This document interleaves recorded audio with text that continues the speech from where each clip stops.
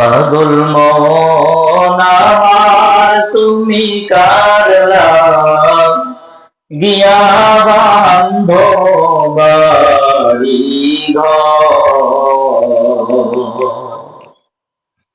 পাগল মন আমার তুমি কারলা গিয়া বান্ধ বাড়ি ঘর।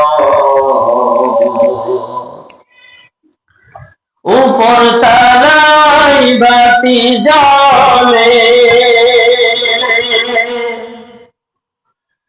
উপর তারাই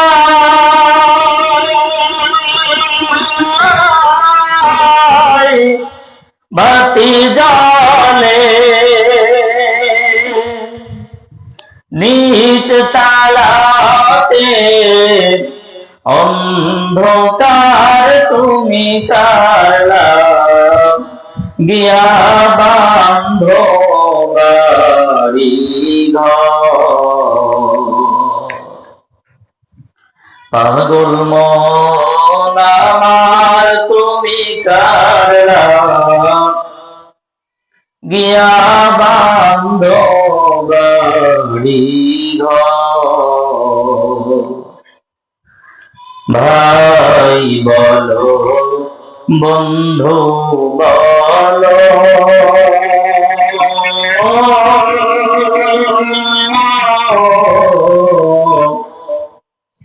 নাই তো কেউ আপন তোমার। ভাই বলো বন্ধু বলো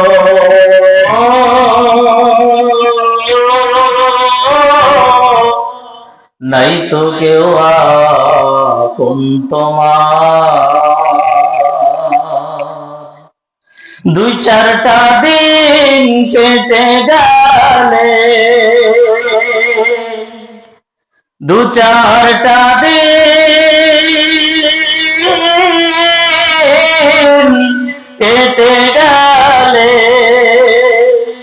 রাখবে না কেউ খোঁজ খবর তুমি কারলা গিয়া বান্ধ বাড়ি ঘর।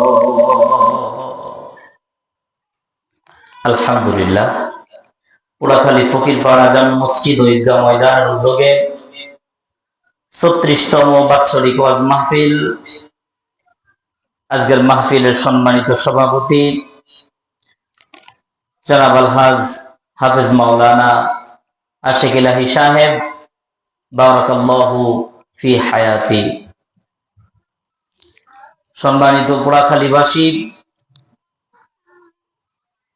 আপনারা কেমন আছেন? আপনারা সবাই খুশি না বেজা? আজকে যে জান্নাতের বাগিচা আপনারা আয়োজন করেছেন, জান্নাতের বাগান সাজিয়েছেন, এই জান্নাতের বাগান আপনারা সাজিয়েছেন অনেক কষ্টে, অনেক ক্লান্ত, অনেক কষ্ট করে, অনেক রক্ত দিয়ে, শ্রম দিয়ে আপনারা এই জান্নাতের বাগিচা সাজিয়েছেন। তবে আপনার আওয়াজে আমার মনে হয় না আপনারা খুশি। আসলেই কি আপনারা খুশি না বেজা? আলহামদুলিল্লাহ। যদি হন খুশি, সর্বপ্রথম যাকে খুশি করতে হবে সে হলো আপনার আমার রব, আপনার আমার মালিক, আপনার আমার স্রষ্টা। যে আল্লাহ তাআলার অশেষ রহমতের কারণে এই জান্নাতের বাগিচা আপনারা সাজাতে পেরেছেন, সে মহান মালিকের দরবারে শুকরিয়া তান সকলে চিল্লায়া গলা ছেড়ে বলেন আলহামদুলিল্লাহ। আজকে যে জান্নাতের বাগিচা আপনারা সাজিয়েছেন, অনেক মানুষ আছে জান্নাতের বাগিচা সাজানোর জন্য অনেক কষ্ট করছে, শ্রম দিয়েছেন, সময় দিয়েছেন, কিন্তু যখনই জান্নাতের বাগিচা সাজানো হয়ে গেছে সেই মানুষগুলো এখন দোকান পাটে, বাড়িতে, রাস্তাঘাটে আড্ডায় ব্যস্ত আছে। এই মানুষগুলা জান্নাতের বাগিচা কেন সাজিয়েছেন আমি জানি না। তবে এই বাগিচা জান্নাতের বাগিচা, আসলেই জান্নাতের বাগিচা। এই ময়দানে যখন আপনি আমি বসে গেছি, আপনার আমার দাম বেড়ে গেছে। এই ময়দানে যখন আপনি আমি বসে গেলাম, তখন আপনার আমার প্রতি রহমতের ফেরেশতারা দোয়া শুরু করে দিয়েছেন। আল্লাহর হাবিব জনাবে মুহাম্মদ রাসূলুল্লাহ সাল্লাল্লাহু আলাইহি ওয়াসাল্লাম আল্লাহর হাবিব দেখে বললেন, ও দুনিয়ার মানুষ, ও আমার উম্মতের দল, তোমরা যে জান্নাতের বাগিচায় বসে গেছো, আল্লাহ পাক রব্বুল আলামিন ফেরেশতাদের সাথে কথোপকথন শুরু করে দেয়। আল্লাহ পাক রব্বুল আলামিন ফেরেশতাদের ডেকে বলে, ও ফেরেশতারা, ওই বান্দাগুলো ওই ময়দানে কেন বসে আছে? ওই বান্দাদের কি বাড়ি নাই? ওই বান্দাদের কি ঘর নাই? আল্লাহ পাকের জবাব ফেরেশতারা ডেকে বললেন, ও মালিক, প্রত্যেকটা বান্দার আলাদা আলাদা নিজের থাকার জন্য ঘর আছে, নিজে আলাদা আলাদা থাকার জন্য বাড়ি আছে, শোয়ার জন্য বিছানা আছে। আল্লাহ পাক রব্বুল আলামিন জানা সত্ত্বেও আমার ডেকে বলবেন, ও ফেরেশতারা, যদি ওই বান্দাদের বাড়ি থাকে, ঘর থাকে, ওই বান্দারা তারপরেও কেন ওই জমিনে বসে আছে? ফেরেশতারা ডেকে বলেন, আল্লাহ,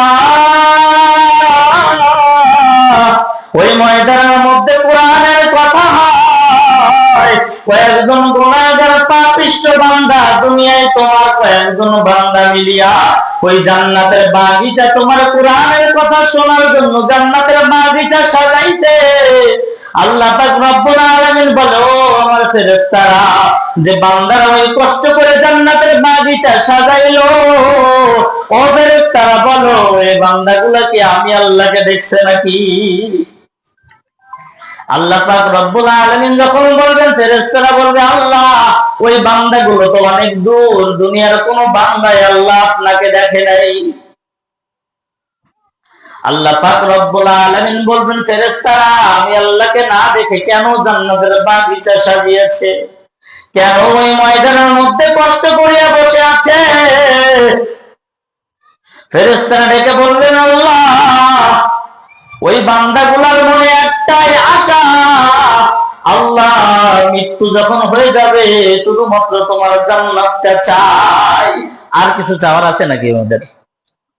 বলেন, আর কিছু চাওয়ার আছে? আল্লাহ পাক রব্বুল আলামিন বলবেন, ও আমার ফেরেশতারা গো, ওই বান্দাগুলো জান্নাত চায়, আর কি চাই? ফেরেশতারা বলবেন, আল্লাহ, জান্নাত চায় আর জাহান্নামের আগুন থেকে মুক্তি চাই। আল্লাহ পাক রব্বুল আলামিন বললেন, ও ফেরেশতারা, ওই বান্দাগুলো জাহান্নামের আগুন থেকে মুক্তি চাইলো, ওই বান্দাগুলোকে আমি আল্লাহর জাহান্নাম দেখছে নাকি আমি আল্লাহর জান্নাত চাইলো? আমি আল্লাহর জান্নাত দেখছে নাকি? ফেরেশতারা ডেকে বলবেন, ও দয়ার মালিক, তোমার জান্নাত দেখে নাই, তোমার জাহান্নামও দেখে নাই। আল্লাহ তোমার জান্নাত না দেখিয়া তোমার জান্নাতের আশা করিয়া ওই ময়দানে বসে গেল। আল্লাহ তোমার জাহান্নাম দেখে নাই, আল্লাহ তোমার জাহান্নামের ভয়ে ওই বান্দাগুলো বসে আছে। আল্লাহ পাক রব্বুল আলামিন ডেকে বললেন, ও ফেরেশতারা দল, ফেরেশতারা, তোমরা সাক্ষী থাকো, যে বান্দাগুলো আমি আল্লাহকে না দেখিয়া, আমি আল্লাহর জান্নাত না দেখিয়া জান্নাতের আশায় ওই মজলিসে বসে, যে বান্দাগুলো আমি আল্লাহকে না দেখিয়া, আমি আল্লাহর জাহান্নামকে না দেখিয়া ওই মজলিসে বসে গেল, ও ফেরেশতারা, তোমরা সাক্ষী থাকো, আমি আল্লাহ তাআলা ওই বান্দাদের নামগুলো দেখিয়া দেখিয়া ওই বান্দাদের নামগুলো জান্নাতীদের খাতায় লিপিবদ্ধ করে নিলাম। সুবহানাল্লাহ।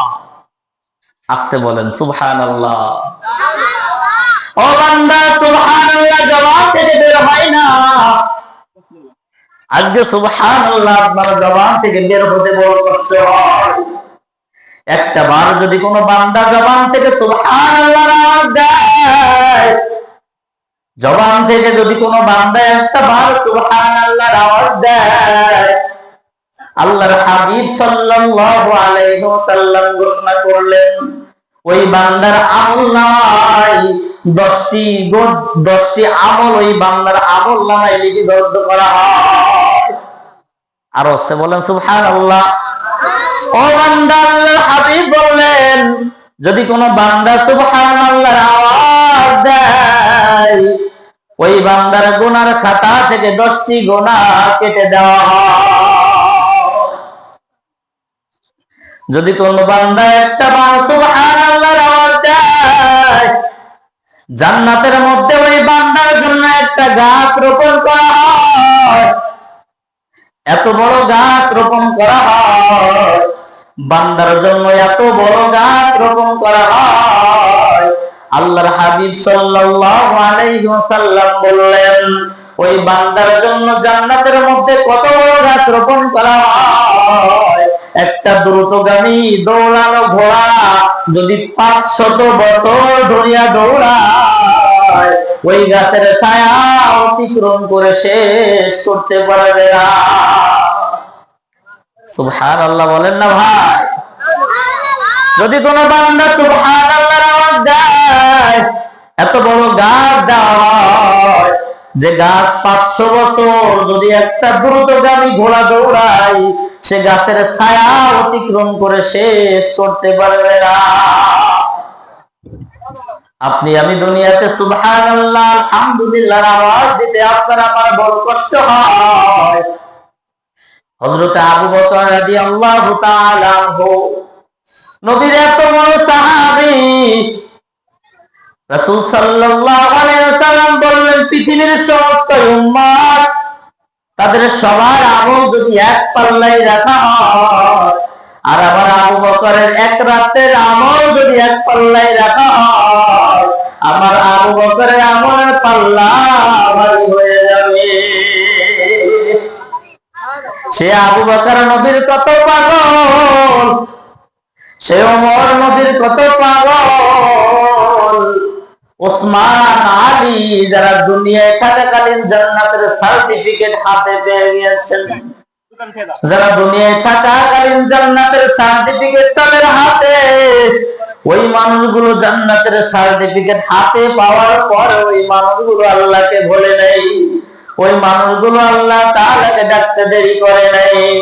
ও যুবক ভাই, ও বৃদ্ধ বাবা, ও পদ্মার আম্মা জান,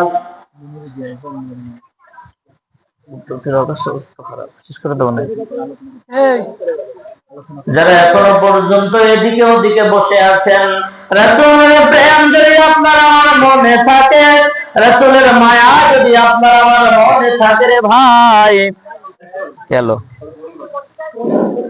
আর কাল বিলম্ব না করে মাহফিলের প্যান্ডেলে চলে আসেন। আল্লাহ পাক রব্বুল আলামিন বলেন, দুনিয়ার মানুষ, আপনার আমার মায়ার নবী, আপনার আমার মায়ার নবীর সাহাবীরা জান্নাতের সার্টিফিকেট দুনিয়ায় থাকাকালীন পেয়ে গিয়েছেন, তারপরেও আল্লাহ তাআলাকে একটা মিনিটের জন্য বলেন নাই। হযরত আবু বকর রাদিয়াল্লাহু তাআলা, যার এক রাতের আমল আমাদের সারা জিন্দেগির আমলের সমান। আবু বকর রাদিয়াল্লাহু তাআলা গভীর রাত, আবু বকর রাদিয়াল্লাহু তাআলা মসজিদে নববীতে সিজদায় পড়িয়া কাঁদে। মায়ের নবী মসজিদে নববীতে যা দেখে, হযরত আবু বকর রাদিয়াল্লাহু তাআলা মাসুম বাচ্চার মতো কুপায়া কান্না করতেছে। মায়ের নবী আবু বকরের পাশে বসে আছেন। মায়ের নবী জিজ্ঞাসা করেন, আবু বকরের সিজদা করে নামাজ শেষ হয়ে যায়, মায়ের নবী ডেকে বললেন, ও আবু বকর, তুমি বলো না তোমার জন্য তো জান্নাতের সার্টিফিকেট রেডি। ও আবু বকর, তারপরে তুমি ছোট্ট বাচ্চার মতো কুপায়া কেন কান্না করতেছো? আবু বকর রাদিয়াল্লাহু তাআলা ডেকে বললেন, ও মায়ার নবী গো, ও মায়ার নবী, আমি আবু বকরের জন্য জান্নাতের সার্টিফিকেট আল্লাহ পাঠিয়ে দিয়েছেন। কিয়ামতের ময়দানে যদি আল্লাহ বলে, আবু বকর বকর, আমি আল্লাহ তোমাকে জান্নাতের সার্টিফিকেট দিয়েছিলাম। ও আবু বকর, ভুল ঠিকানায় চলে গিয়েছিল। আবু বকর, জান্নাতের সার্টিফিকেট ফেরত দাও। আমি আবু বকরকে যদি বলে জান্নাতের সার্টিফিকেট ফেরত দাও, আল্লাহ পাকের ইচ্ছা যদি চেয়ে বসে আমি দিতে বাধ্য থাকিব। আল্লাহ পাকের যদি আমার কাছ থেকে জান্নাতের সার্টিফিকেটটা ফিরাইয়া নেয়, আমি আবু বকর দুনিয়াতে এত কোনো আমল করি নাই, এমন কোন আমল করি নাই যা আমলের বিনিময়ে জান্নাতে যাব। ও মায়ের নবী, আমার বড় ভাই হয়, আমি কিয়ামতের ময়দানে আল্লাহ তাআলার সামনে কি নিয়ে দাঁড়াবো?